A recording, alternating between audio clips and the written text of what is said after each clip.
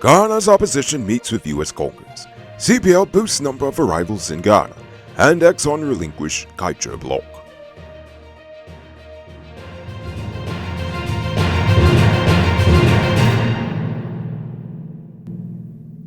I am Noriko Bulford, and this is Uncut News. You see what's happening? Send us a tip on WhatsApp at 592-659-6151. A delegation of Guyana's parliamentary opposition met with U.S. congressional leaders to discuss developmental plans for the nation and how to ensure all citizens benefit from the nation's oil wealth. The meeting reportedly went well, with a healthy exchange of ideas and a clear vision presented by the opposition. U.S. House Leader Hakeem Jeffries emphasized the need for inclusivity among Guyanese leaders. However, U.S. officials requested statistics from a Guyanese opposition delegation regarding alleged discrimination against Afro-Guyanese by the incumbent government. The opposition highlighted the government's refusal to consult on the establishment of a constitutional human rights commission and recommended measures such as a new voters list, biometrics at polling stations, and tying aid and loans to respect for constitutional rights. The opposition also discussed the need for data-driven decisions and the importance of collecting disaggregated data based on race. The meetings aimed to lay the groundwork for the opposition to be seen as a government in waiting. Opposition Member of Parliament David Patterson has refused to accept the apology issued by the police force after mistakenly being placed on a travel blacklist. Patterson plans to file a court action against the government and police force for his breach of his right to free movement. And even though the police had apologized to Patterson, he refused to accept the apology, calling it an act of political persecution by a politicized police force. Lieutenant Colonel Lloyd Souvenir assumes command of the Ghana National Reserve, succeeding the retiring Colonel Trevor Bowman. The formal transition occurred at Base Camp Soweo on the Linden-Tustike Highway, with Chief of Staff Brigadier Omar Khan administering the oath. Brazil reiterates the need for a peaceful solution to the territorial controversy between Ghana and Venezuela through diplomacy and the International Court of Justice. Brazil's position is against unilateral solutions or threats, and it supports the ICJ's decision on Ghana's case.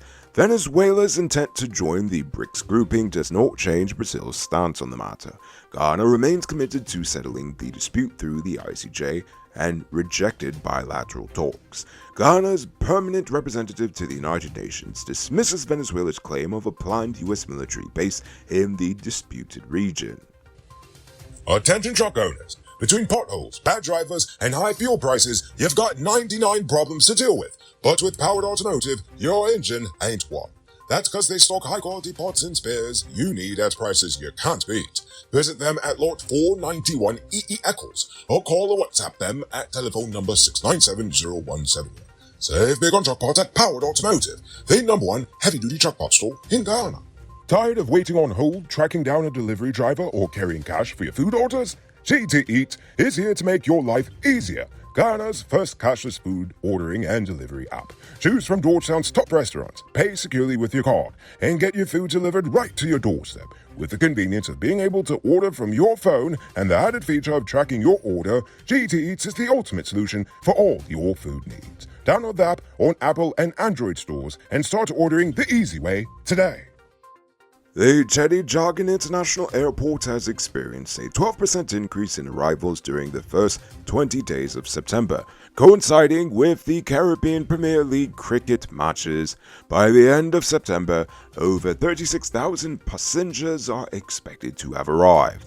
The tourism minister is pleased with the rise in travel and anticipates that Ghana could see as many as 1 million visitors annually by 2025.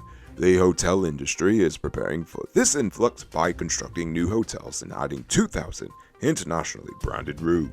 Several small business owners have accused staffers from the Office of the Prime Minister of using the department's name to acquire items on credit and not paying for them. 3 businesses confirmed that OPM staffers have outstanding payments for items taken on credit. The businesses claim that the OPM staffers would initially settle their bills but later started refusing to pay. The businesses have been sending multiple copies of invoices to the Office of the Prime Minister, but there is no documentation or response. The businesses are warning others to be cautious and not fall into a similar trap. In other crime news, Osafo Swain, previously on trial for felonious wounding, was acquitted due to a lack of forensic evidence. Initially charged with attempted murder, Swain was arrested after allegedly shooting Ewart Blair. The case proceeded to trial in December 2017 after prima facie evidence was presented. Over in the diaspora, a Guyanese citizen, Dennis Edwards, has been sentenced to 60 months in prison for his involvement in a conspiracy to import drugs into the United States. Edwards was part of a criminal conspiracy that planned to import cocaine via a cruise ship. He was arrested in 2022 after being deported from the Dominican Republic. The investigation leading to the sentencing was conducted by Homeland Security Investigations in Newark, the U.S. Marshal Service, and Customs and Borders Protection. Edwards was also sentenced to 3 years of supervised release. A delegation of Georgetown City councilors and officials are currently negotiating with the Commissioner of the Guyana Revenue Authority to settle a $2 billion debt. The council has offered an amnesty to property owners to raise $400 million to $500 million Ghana dollars. They also aim to encourage nearby businesses to transfer their property valuation to increase revenue. Some councillors objected to the amnesty, but it was passed by a majority vote. The council hopes to demonstrate their willingness to pay and explore government assistance in settling their debt. Now for today's oil update. ExxonMobil and Hess have decided to withdraw from the Kaitra block in Ghana's ultra-deep waters. Ratio Petroleum Energy Limited and Catalea Energy Limited will now seek government approval to reassign their participating interests, with Ratio potentially becoming the operator of the block.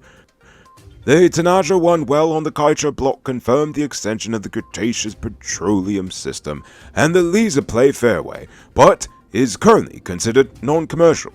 The block's participating interests have until February of 2025 to commit to drilling a second well. ExxonMobil also holds operating stakes in the Starbrook and Kanji blocks. It might not be robbery season, but the streets are still mean. That's why you need to get security for your home and business through Sheriff Security Service. Sheriff Security offers well-trained guards, armed and unarmed patrol, marine patrol, canine services. These people even got drones. Why? Because your security is their highest priority. You've seen the rest, now hire the best. Hire Sheriff Security Service today. Now for our Uncut News, Viewers Poll Question of the Day. Every day we pose a question about current events in Ghana, the region, the diaspora, and how you feel it relates to us.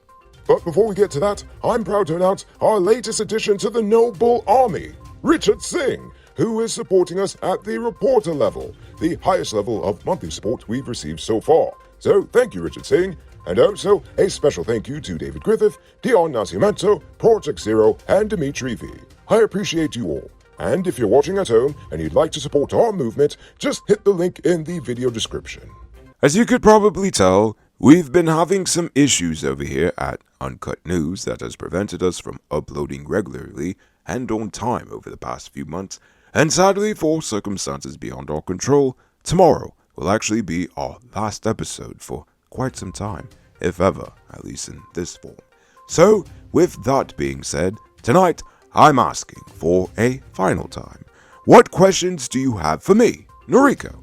So I want you to think about that question and tell us in the comments below.